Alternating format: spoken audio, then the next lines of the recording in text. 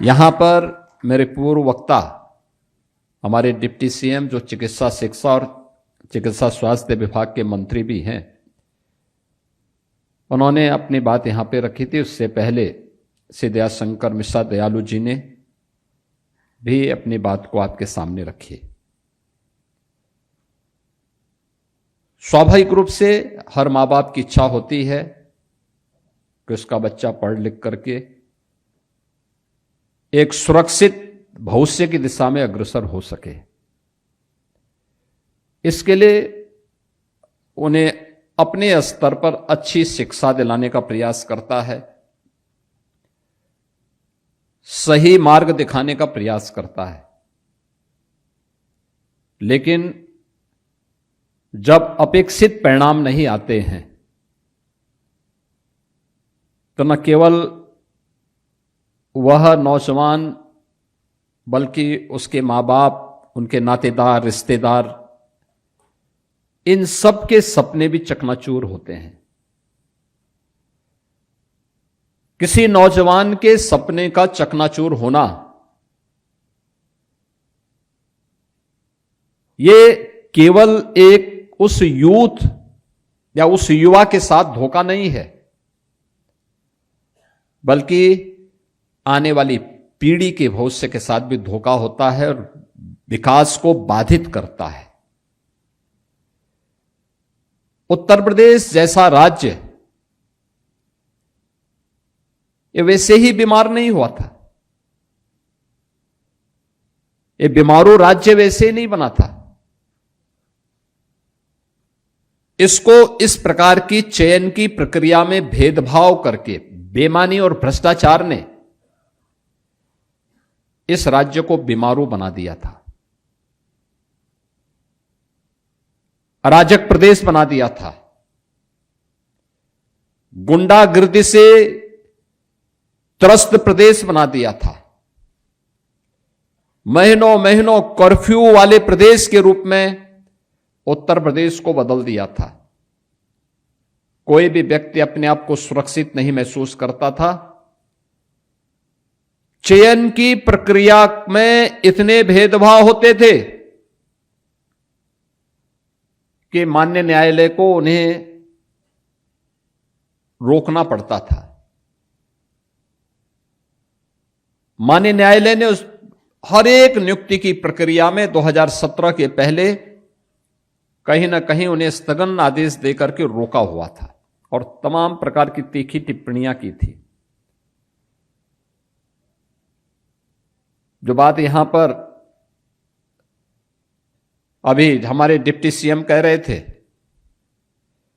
कि परीक्षा कोई और देता था और नियुक्ति पत्र कोई और प्राप्त करता था, ये 17 के पहले था। मुझे याद है मैं गोरखपुर में सांसद था। मैं एक बार कहीं निकल जा रहा था, 4-5 बजे का समय था।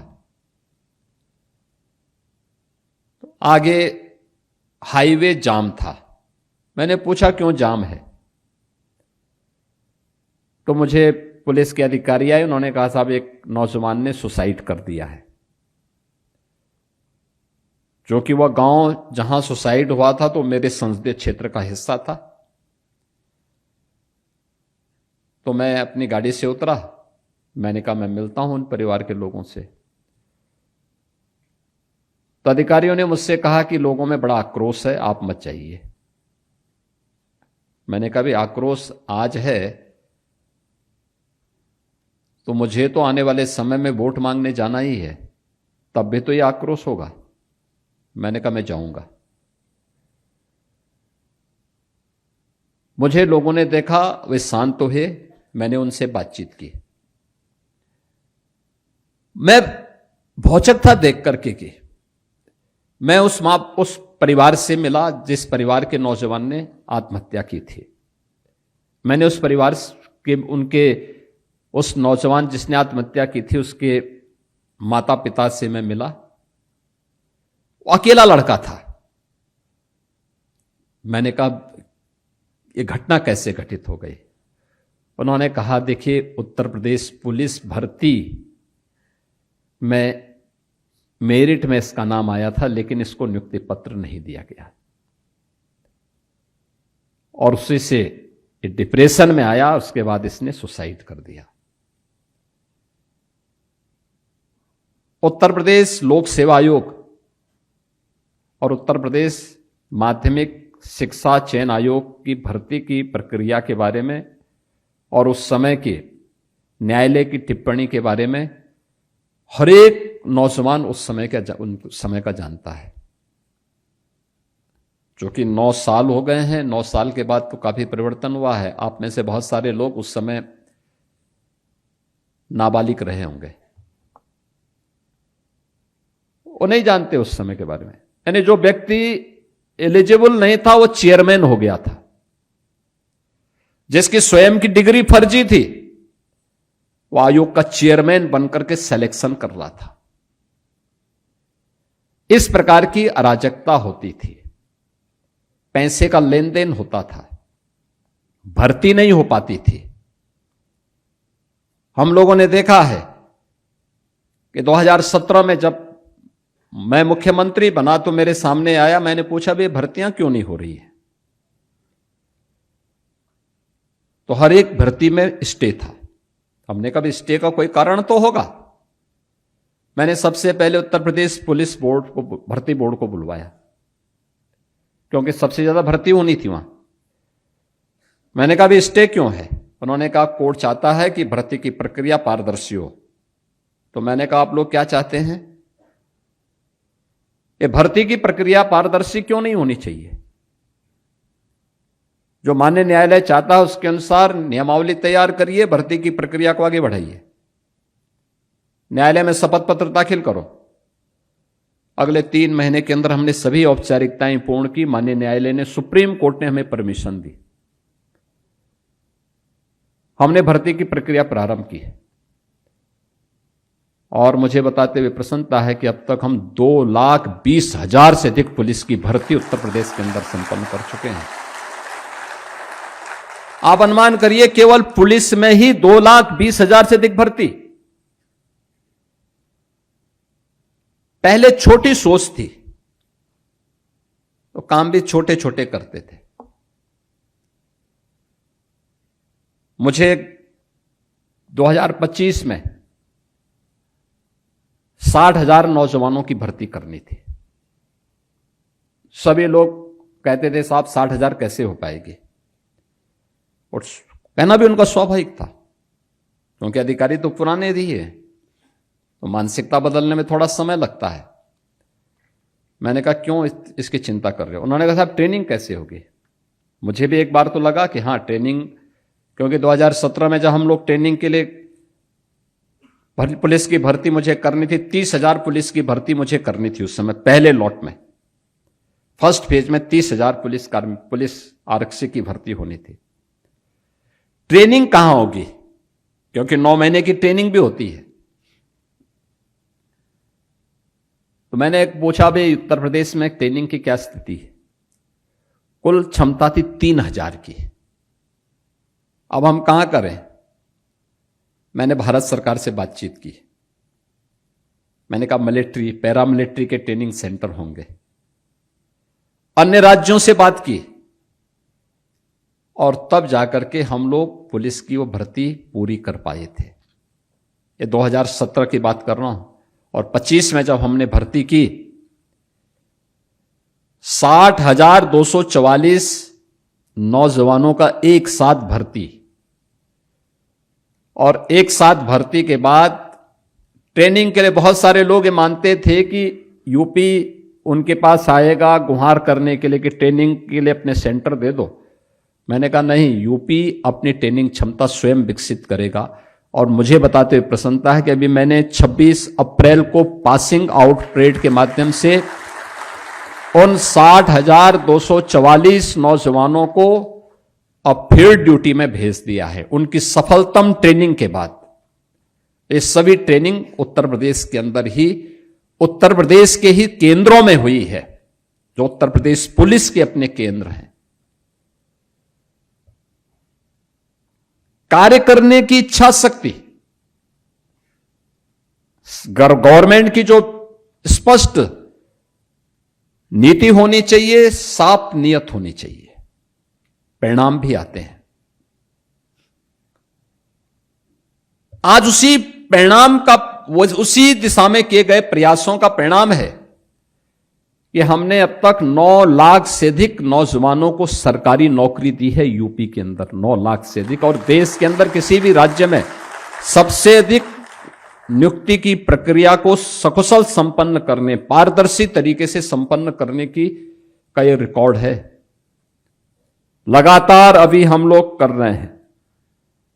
अधीनस्थ चयन आयोग, अकेले अधीनस्थ सेवा चयन आयोग इस वर्ष 32,000 से अधिक नियुक्ति की प्रक्रिया को संपन्न करेगा।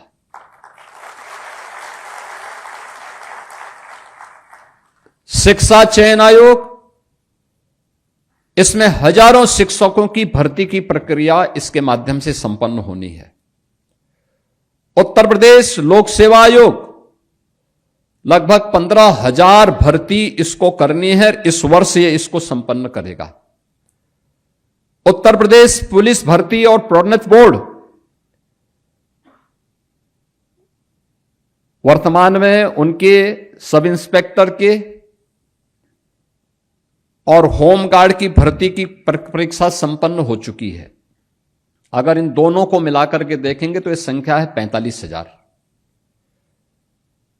और लगभग इतने ही और भर्तियों की प्रक्रिया हमारी आगे बढ़ रही है।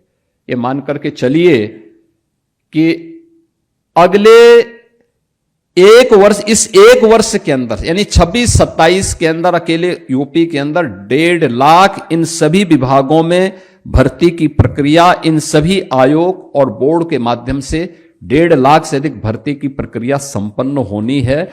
और आप देखेंगे किसी भी भर्ती की प्रक्रिया में हमने यूपी में भर्ती की प्रक्रिया में किसी भी प्रकार का सेंध न लगे, इसके लिए एक सख्त कानून भी बनाया है।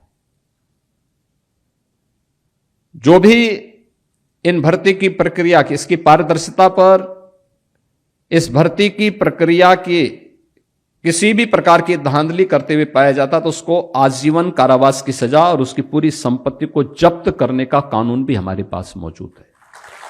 हम उसका इस्तेमाल भी करते हैं।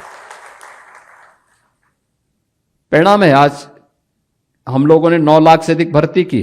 अभी अधीनस्थ सेवा चयन आयोग से जुड़े हुए आज भी, कल भी और फिर 6 को भी हम लोग नियुक्ति पत्र वितरित करने जा रहे हैं। ये लगातार चलेंगे।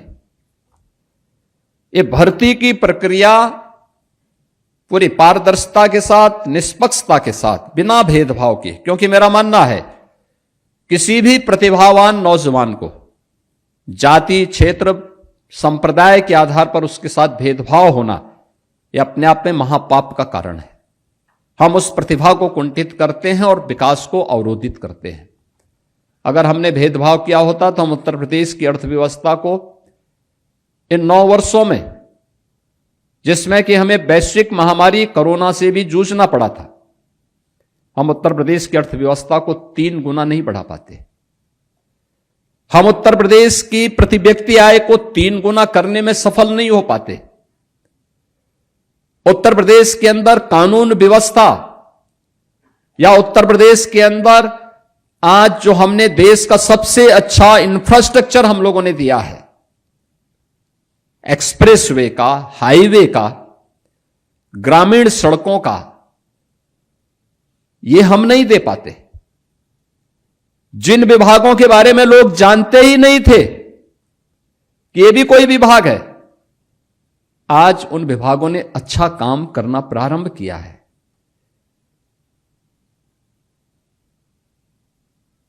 आज उन विभागों को एक पहचान मिली है।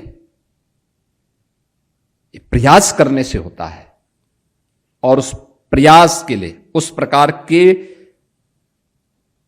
मैन पावर का चयन। स्वास्थ्य विभाग में आज हमारे पास लगभग हर जनपद में, 4-5 जनपद छोड़ दिया जाए तो लगभग 75 के 75 जनपदों में हमारे पास एक एक मेडिकल कॉलेज है, पहले नहीं थे। पहले मेडिकल कॉलेजेस के बारे में कोई सोचता भी नहीं था। आज लगभग आज उत्तर प्रदेश के अंदर 81 मेडिकल कॉलेज और 2 एम्स वर्तमान में कार्यरत हैं, जो लोगों को अपनी सेवाएं दे रहे हैं। अच्छे सुपर स्पेशलिटी के हॉस्पिटल्स खुल रहे हैं,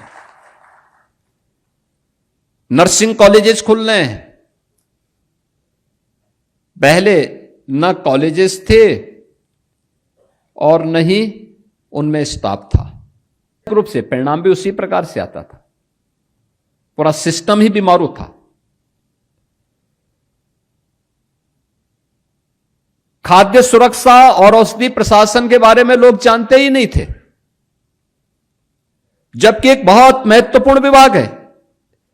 भाई, आप दवा कौन सी ले रहे हैं, उस दवा में उसके अनुसार वो साल्ट पड़ा है कि नहीं पड़ा है, उसकी क्वालिटी है कि नहीं है। एक पक्ष वह और दूसरा पक्ष खाद्य सुरक्षा से संबंधित है। याद करिए, हर एक आइटम में मिलावट। अब उस मिलावट को रोकेगा कौन? पुलिस थोड़े रोक पाएगी, उसके पास कुछ भी नहीं। उसके लिए जो विभाग जिम्मेदार था, उसके पास आवश्यक इक्विपमेंट नहीं थे, जांच करने के लिए लैब्स नहीं थी। अगर कभी वह कोई नमूना लेता भी था तो नमूने के परिणाम आने में वर्षों लगते थे। तब तक मिलावट करने वाला अगर बहुत भाग्यशाली होगा तो वही जीवित रहता होगा, नहीं तो वो भी दूसरे लोग की यात्रा में अपनी मौत मर जाता था, कोई सजा नहीं हो पाती थी उसको। आज ऐसा नहीं है। मार्केट में जो दूध सामान्य बेच रहे होंगे नहीं कह सकते, लेकिन अगर डेयरी के माध्यम से बेच रहा है तो उसकी क्वालिटी को सुनिश्चित करने के लिए सख्त हिदायत भी है। और मिलावट करते हुए पाया जाएगा तो स्वाभाविक रूप से उसको मालूम है कि उसके बाद की क्या स्थिति होनी है। मसालों की स्थिति, खाद्य तेल की स्थिति, पर्व और त्योहार के पहले आप देखते होंगे मिठाई की क्या स्थिति होती थी। पहले किसी भी मिठाई में व्यक्ति किसी को उपहार देने जा रहा है और पता लगा इतनी उसमें मिलावट होती थी कि वो उपहार की वजह वो जहर दे रहा है उसके माध्यम से। अब नहीं कर सकता। जिस विभाग को इसके लिए करना था, ये काम करना था, उसके पास न आदमी थे, न लैब थी और न लैब में इक्विपमेंट थे। अब हम लोगों ने औषधि के बारे में भी जांच करने के लिए, कोई भी ड्रग है उसकी जांच करने के लिए हमारे पास हर एक रेंज स्तर पर यानी मंडल स्तर पर एक लैब है, एक ग्रेड की लैब। उसमें इक्विपमेंट हैं। खाद्य सुरक्षा से जुड़े हुए नमूने अब जो लिए जाएंगे उन नमूनों को जांच करने के लिए अब ऐसा नहीं कि बलिया का व्यक्ति आगरा जा रहा है, बल्कि उसी कमिश्नरी के अंदर, उसी मंडल के अंदर उसको उसकी जांच के लिए लैब उपलब्ध होगी और वहां पे प्रशिक्षित मैन पावर होगा, जो ट्रेंड मैन पावर वहां पर उसके नमूने एक समय सीमा के अंदर दे करके बता पाएंगे कि यह नमूना सही है या गलत है। अगर कोई गलत दे रहा है तो उसके खिलाफ सजा भी, उसके खिलाफ कार्रवाई होगी। नहीं दे रहा है तो मार्केट में वो बिके। ये सभी प्रयास इसमें हो रहे हैं और उसी क्रम में जो प्रयास हुए हैं, इसमें जो हमारी प्रयोगशालाएं थी, पहले 5 प्रयोगशालाएं थी औषधि परीक्षण के, अब हमारे पास हाई एंड इक्विपमेंट के साथ 18 प्रयोगशालाएं वर्तमान में कार्य कर रही हैं। 18 प्रयोगशालाएं। आप सोचिए 5 से 18, आजादी के बाद से लेकर के 2017 तक केवल 5 लैब्स बन पाई थी। मनुष्य के स्वास्थ्य के साथ कितना खिलवाड़ हो रहा है। उसको पता ही नहीं था कि जो दवा खा रही है वो सही है या नहीं है। अब लैब बनी है, उसमें उस लैब के माध्यम से जो कुछ भी वो प्राप्त होगा। पहले इन प्रयोगशालाओं में 12,000 नमूने प्रतिवर्ष लिए जाते थे। अब इस संख्या को हम बढ़ा करके लगभग 55,000 कर सकते हैं हर वर्ष। उत्तर प्रदेश जैसे राज्य में 55,000 नमूने लेंगे तो पता भी लगेगा 12,000 में क्या होता था। अब 55,000 के माध्यम से पता लगेगा कि ये दवाइयां जो हॉस्पिटल्स में, प्राइवेट हो या गवर्नमेंट हॉस्पिटल्स में जो खरीदी जा रही हैं या वहां पे कहीं भी बेची जा रही हैं या कहीं मैंने उसकी प्रोडक्शन भी हो रहा है, उसकी क्वालिटी की जांच आज वहीं पे उसी मंडल में की जा सकती है और लोगों को आराम से, क्योंकि मिलावट जो जितनी भी डुप्लीकेट दवा आती थी इन सब की जांच भी वहां पर हो सकती है। और इसी के लिए आज मुझे बताते हुए प्रसन्नता है कि 357 जो एनालिस्ट हैं इनकी भर्ती की प्रक्रिया संपन्न हुई है। अब तक ये संख्या मात्र 44 थी, अब 44 से बढ़कर के इनकी संख्या हो गई 401। तो स्वाभाविक रूप से 401 ज्यादा अच्छा काम परिणाम देंगे, काम भी देंगे। और यह एक महत्वपूर्ण भर्ती यहां पर संपन्न हुई है। ऐसे ही खाद्य सुरक्षा से जुड़े हुए जो 6 प्रयोगशालाएं पहले थी, आप पहले उसमें फूड एनालिस्ट की संख्या अभी तक केवल 58 ही है और हम लोगों ने इसके लिए 417 पद के लिए रियाचन भेजा हुआ है जो उत्तर प्रदेश लोक सेवा आयोग में चल रहा है। बहुत शीघ्र उनकी भर्ती की प्रक्रिया संपन्न होने जा रही है और उसमें उनको भी हम नियुक्ति पत्र ऐसे ही वितरित करेंगे। खाद्य सुरक्षा के सभी नमूने उपलब्ध हों। अभी तक केवल 6 लैब्स थी, अब 18 लैब्स हो गई हैं जिसमें हम लोगों ने अच्छे इक्विपमेंट, सभी जो भी वहां पे खाद्य नमूनों की जांच करने के लिए आवश्यक थे ये सभी उपलब्ध करवा दिए हैं। और अब कोई जन स्वास्थ्य के साथ नहीं खिलवाड़ कर पाएगा। ये लैब्स जो बनी है, ये सभी एनालिस्ट जब वहां पे भर्ती होकर के आ जाएंगे, जो नमूने अब तक केवल 36,000 नमूने प्रतिवर्ष लिए जाते थे, हम इनकी संख्या को बढ़ा करके 1,08,000 से अधिक प्रतिवर्ष ले सकते हैं।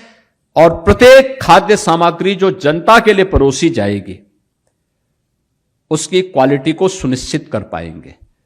और ये मनुष्य के स्वास्थ्य के साथ मुझे लगता है किसी भी प्रकार की कोई खिलवाड़ नहीं कर पाएगा।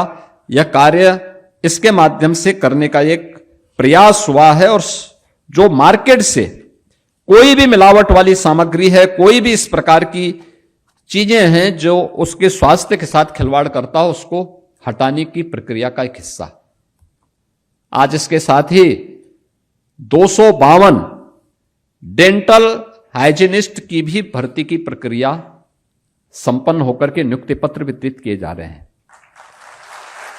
आप सोचिए कितने व्यापक पैमाने पे सरकार के स्तर पर एक कार्रवाई हो रही है, अलग अलग स्तर पर। कोई पहले इसका महत्व नहीं समझता था क्योंकि उनको मनोस्वास्थ्य से मतलब ही नहीं था, उनको अपने स्वयं के स्वास्थ्य से मतलब था, अपने परिवार के स्वास्थ्य से मतलब था, समाज के स्वास्थ्य से मतलब नहीं था। इसलिए कोई भी, और स्वाभाविक रूप से आप देखते होंगे किसी व्यक्ति का दांत अगर एक बार खराब हो जाए ना तो उसका सारा स्वाद एकदम चोखा हो जाता है।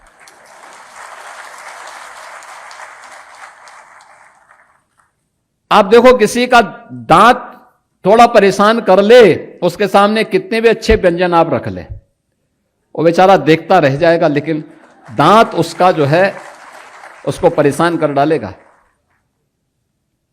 लेकिन अब अच्छे जब डेंटल हाइजीनिस्ट जब रहेंगे, लोगों को अच्छी राय देंगे, तो अच्छे दांत होंगे तो स्वाभाविक रूप से भोजन भी उसको अच्छा लगेगा, चबा करके लेगा तो स्वाभाविक रूप से स्वस्थ भी रहेगा। और वह आज की आवश्यकता है, हर फील्ड के विशेषज्ञ हम उपलब्ध करवा सकें। उनके माध्यम से लोगों को अच्छी स्वास्थ्य सुविधा उपलब्ध करवा सकें, बीमारी होने के पहले बचाव के बारे में लोगों को जानकारी दे सकें, नौजवान को रोजगार के साथ साथ उसकी प्रतिभा का लाभ ले सकें। इस सरकार के स्तर पर किए जाने वाले प्रयास का एक हिस्सा है। और डबल इंजन सरकार के द्वारा किए जाने वाले प्रयास ये प्रधानमंत्री मोदी जी के मिशन रोजगार का हिस्सा भी है कि नौजवान को अधिक से अधिक नौकरी मिले। हम सरकारी क्षेत्र में भी देंगे। बहुत सारे यूथ ऐसे होते हैं जो चाहते हैं कि नहीं है, वो अपने तरीके से अपना स्वयं का स्टार्टअप स्थापित करें, अपना स्वयं का उद्यम स्थापित करें। उनके लिए भी हम लोगों ने व्यवस्था बनाई है, अलग अलग प्रकार की व्यवस्थाएं बनाई हैं। कहीं पे पीएम स्टार्टअप की योजना है, कहीं पीएम स्टैंडअप की योजना है, कहीं सीएम युवा उद्यमी योजना है, कहीं पीएम मुद्रा की योजना है। ये सभी योजनाएं भी कार्य हो रही, इसमें भी कार्य हो रहा है। एमएसएमई सेक्टर में ढेर सारे नौजवानों को नौकरी मिली है। सुरक्षा का बेहतर वातावरण बना, दंगा मुक्त और गुंडा मुक्त प्रदेश हुआ, अच्छे निवेश आए। अभी पिछले दिनों मैंने फार्मा सेक्टर में निवेश के 17 ऐसे निवेशकों को यहां पे पत्र जारी किए हैं जो राज्य के अंदर ही इसका प्रोडक्शन करेंगे, मैन्युफैक्चरिंग करेंगे। यानी ये चीजें दिखाती हैं कि लोगों के मन में अब यूपी के बारे में एक सोच आ रही। आखिर ये जितने भी उद्योग लगेंगे, इन सभी उद्योगों में कोई नौजवान नौकरी पाएंगे ना, उन लोगों को नौकरी करने का अवसर मिलेगा। एक बड़ा उद्योग आएगा तो उसके साथ अन्य यूनिट भी लगेंगे। यूपी का प्रोडक्शन देश के लिए काम आएगा। और इतना बड़ा मार्केट तो अकेले यूपी है, 25 करोड़ की आबादी यूपी के अंदर निवास करती है। ये सभी लोग इसका लाभ प्राप्त करेंगे। और इसीलिए आज के इस अवसर पर मैं आप सबसे कहूंगा कि आपकी पीढ़ी सौभाग्यशाली है कि आपने इस भर्ती की प्रक्रिया में आप बैठे तो किसी भी स्तर पर सिफारिश की नौबत आपके लिए नहीं आई। आपने किसी से कोई सिफारिश नहीं की, आपकी तरफ से कोई बोलने वाला नहीं था। आपके बीच में भर्ती बोर्ड के चेयरमैन बैठे हुए थे, आप में से कोई उनका शकल भी नहीं जानता रहा होगा, वो तो मैंने मंच से बोल दिया। अन्यथा आप लोग भी नहीं पहचानते कि हमारे कौन भर्ती की प्रक्रिया के साथ कौन इस चयन कर रहा है। यह है निष्पक्षता कि जिस व्यक्ति के द्वारा, जिसके नेतृत्व में भर्ती की प्रक्रिया पूरी हो रही है, वो आप ही के बीच में बैठा है, लेकिन आप उनकी शकल नहीं जानते हैं। यह है निष्पक्षता का उदाहरण। और नहीं तो पहले क्या होता था, पहले भर्ती बोर्ड के चेयरमैन एक और बैठते थे और चाचा भतीजे की जोड़ी वसूली के लिए निकल पड़ती थी और हर एक को पता था और सबकी पर्ची जाती थी, नाम भी जाते थे। और जब हवालात में जाने की नौबत आती थी तो वो चेयरमैन को जाती थी, वो बेचारा फंसता होता। तो बेमान राजनीतिज्ञों को, भ्रष्ट नौकरशाहों को रोकना है तो शुरुआत अपने आप से करिए। हम सबको अपने आप से इसकी शुरुआत करनी होगी। आम जनमानस ईमानदारी के साथ अपना जीवन आगे बढ़ाना चाहता है और उस प्रक्रिया के साथ हमें जुड़ना पड़ेगा। हमें इस बात को देखना होगा कि अगर हमें निष्पक्ष तरीके से, पारदर्शी तरीके के साथ इस व्यवस्था के साथ जुड़ने का अवसर प्राप्त हो रहा है और आपकी पीढ़ी सौभाग्यशाली है कि आप अपने सपनों को एक नई उड़ान देने के लिए आपके लिए गवर्नमेंट ने उस प्रकार का प्लेटफॉर्म उपलब्ध करवाया है। आपके मां बाप के सपने साकार हो रहे हैं। ये सपने साकार होना आपके लिए एक नए युग में प्रवेश करने जैसा है और उस दिशा में आपके द्वारा जो प्रयास प्रारंभ होगा, इसलिए आपकी भी जिम्मेदारी बनती है कि अगर गवर्नमेंट ने उस प्रकार का प्लेटफॉर्म दिया है तो हम भी जिस शुद्ध नियत के साथ आपको नियुक्ति पत्र दिया जा रहा है उसमें जितना अच्छा हो सकता है अपने स्तर पर हम उतना अच्छा परफॉर्म करके दिखाएंगे। यह हम करके दिखाएंगे तो आपके इस पूरे सिस्टम पर लोगों का विश्वास बना रहेगा।